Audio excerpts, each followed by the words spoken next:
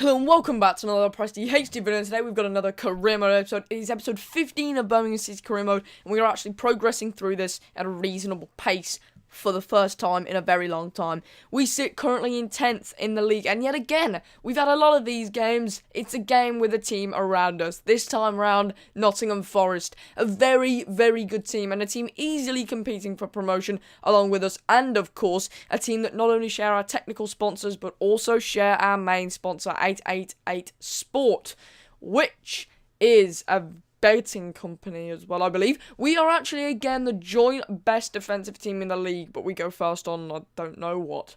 So that is 22 goals conceded all season. That man Kujak has been absolutely insane for us, to be honest, and you've got to commend that without him, we wouldn't only be lower down in the league, but you've also got to highlight that we are only in 10th, despite having the best defensive record. It really reflects how important attacking play is, because you can defend as much as you like, but like I've said before, stating the obvious, like Michael Owen himself, if you don't score, then you can't win the game.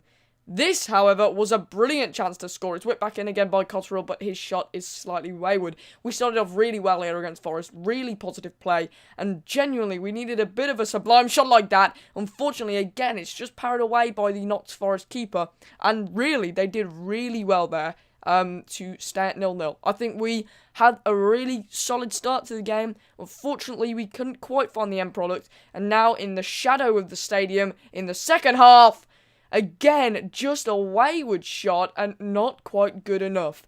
We cannot go this game without winning, genuinely, after our first half chances. This chance, maybe! And yet again, it's fired over. I have no clue what's going on this game, but we just cannot seem to get that end product.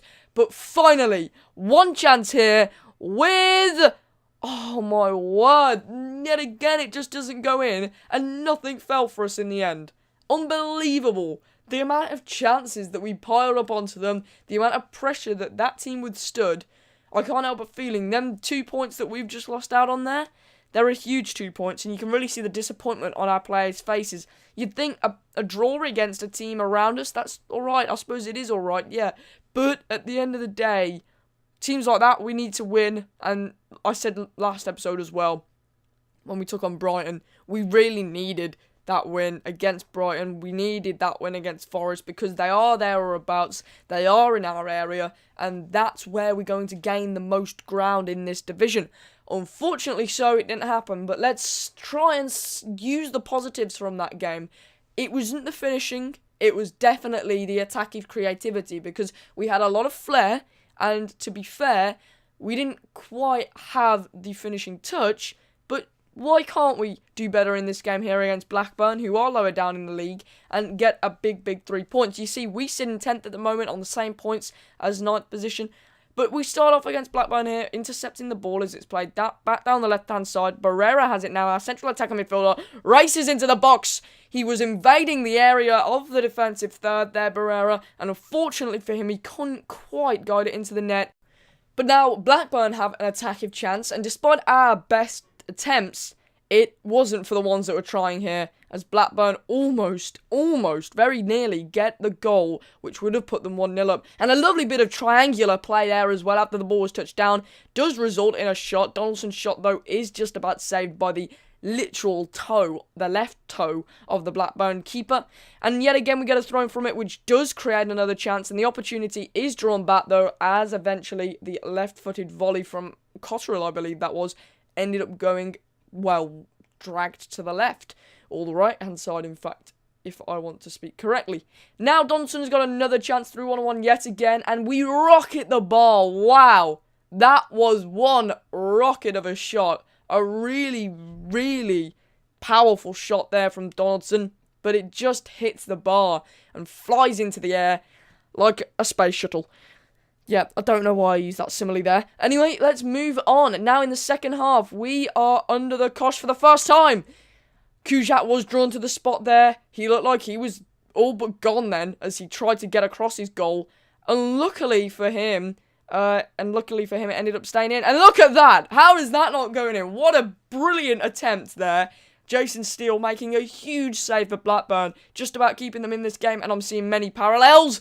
But the one parallel which isn't drawn with the previous game is we finally get the end result. Boom! Finally! Look at that, a lovely bit of a lovely bit of pray. Maybe there was a bit of prayer involved there, to be fair, because the EA gods were with us just for about once. And look, just Donaldson's left foot stretches out and manages to guide it into the net in a way which is a rarity, in fact. That's a very, very unusual goal. It's a top-class goal, really, though, because that is big for us. It is huge, because we win that game, we go in at full time, the 90 minutes is passed, it is over, and we have won the game 1-0. 4 shots for Clayton Donaldson. It doesn't look like many, but we were bounding chance at them, chances after chance after chance. But now, this is a break from the league fixtures. We have an Emirates FA Cup game against Crystal Palace, and this is a pretty big one. One of the first games that we were actually playing at an official stadium, of course, apart from the Newcastle game, of course. This is a pretty interesting one, actually, because we've got a Crystal Palace team here who are... what's the right word? Good. In this game, anyway. And we started really well. We've been on a good run of form recently, and I really hope that we can try and keep that lifted form and keep that rise going. Let's see whether we can really turn around our season now, because it's been stop-start so far. And the FA Cup, who knows, every bit of money is important to us at the moment, considering how little money we actually have. But unfortunately, it's just the power of James Tompkins there, which outruns our defender, outjumps our defender, and is a very good finish at the near post. But again, Kujat being at the near post, it seems to be a slightly reoccurring thing there. And that ability there to knot it down, and it's just about saved, but the rebound is just brilliant. And what can you ask from that? Chathams again tried to fire a shot at the Crystal Palace keeper, but unfortunately for him, he couldn't quite guide it into the net. But now we go into half-time, and it is Tompkins, the centre-back, who is the difference indeed. He's actually got 2 goals as well in the FA Cup, which is really odd for a centre-back to have. And there really was quite a lot of chances here. We were pelting it, we were chasing it down, but here is a huge, huge chance for Crystal Palace. They were one-on-one, but I can't help but feel our defender would have got across there despite his yellow card. He was in danger. But one more chance falls our way, and yet again, it is well saved by the Palace keeper, and the rebound wasn't quite picked up in enough time. Fabrini gets another one. Again, we are relentless. We are hounding them with chances. They are right under the cosh, but the clock ticks down, and it is the substitute, Christian Benteke, who makes a big impact for Palace there, actually getting a closer attempt than any attempt that we'd had all game with one of his first touches, Christian Benteke hitting the post. And I think we were unlucky there, because we did well. We didn't quite do as well as I'd like to have done, but I think we did really well in that game. I think we shouldn't be too upset. We're still going to get that prize money for whatever round we are in. I think this is round 3, or round 2. No, this is round 3, I believe. So, you know, we'll still get the money for that. We won't get any more than that. So it's not a huge amount of money, but we've met our objective. It's less to worry about as well, so we can concentrate on the league. And we've got positives to take. We just lost 1-0 in a really well-fought game against a Premier League side.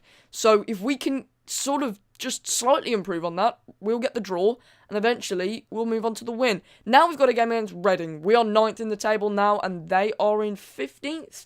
There we go. So let's see whether the 6th places is a true reflection of our quality today.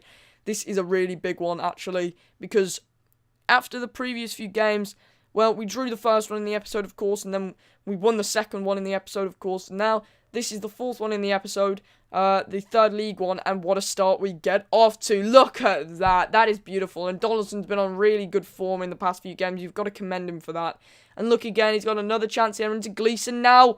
Gleeson's shot is just about saved as the keeper got down very, very well there to save at his near post, unlike Kujak.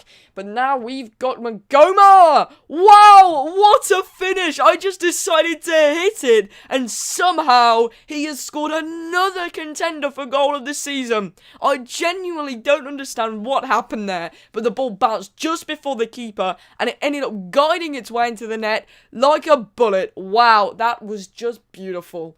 Genuinely, it was like watching Robin Hood fire archery.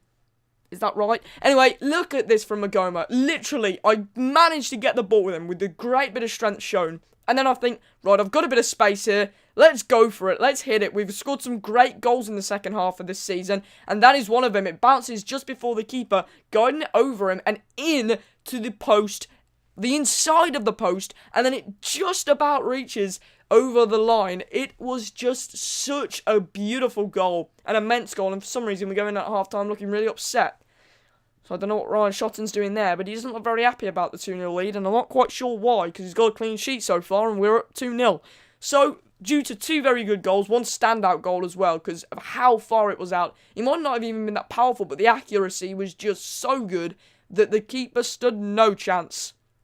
And again, we were going for really wild shots there, earning corners, and we've scored some really great outside-the-box goals recently, and I don't know what it is, but when we've needed goals like that, they seem to be rarely, but still appearing. And look at that again, another chance. It's Keefton Bell on that one, and now we've got grounds into Donaldson. Donaldson doesn't quite get there before it's headed away, but now it is! Wow, what a turn! A fantastic turn as it's controlled there by Reece Brown, who's just been brought on literally a minute ago, and he has literally got one of his first goals of his career. In fact, it's his first goal this season for us, and what a fantastic one it is. He touches it down, he turns, and on the half volley, hits it into the corner of the net. Two amazing goals. You didn't understand how brilliant it was to score this. It was such a nice feeling to hit a finish like that into the corner. That is a brilliant finish for such a young player who is only rated around 64-65 area. Maybe an exciting prospect for the future, maybe not. We will have to wait and see with him. But truly, that was a very, very good finish. We get one more chance towards the end as well. And unfortunately, it doesn't quite find its way. And yes, it does, because on the rebound, Reece Brown! Unbelievable! Reece Brown has got 2 goals. He has matched, literally, he has matched Che Adams' goal-scoring record this episode just in these past few minutes that he's been playing. Yes, it was a rebound. Yes, it was probably Otterbar's work. I believe it was Otterbar anyway. But Reece Brown taps it in. And, you know, you can't ask for any more. If he's there to score it, then fair enough. And he has just scored 2 goals in the EFL Championship in a matter of moments, and he deserves that. What a top man. It's so nice to see youngsters score, especially when you don't expect them to, especially when they've only been on the pitch for 15 goddamn minutes. Anyway, I do hope you enjoyed this episode. If you did, make sure you smash that like button, hit that subscribe button as well for more FIFA 17 content coming your way, and I will see you next time.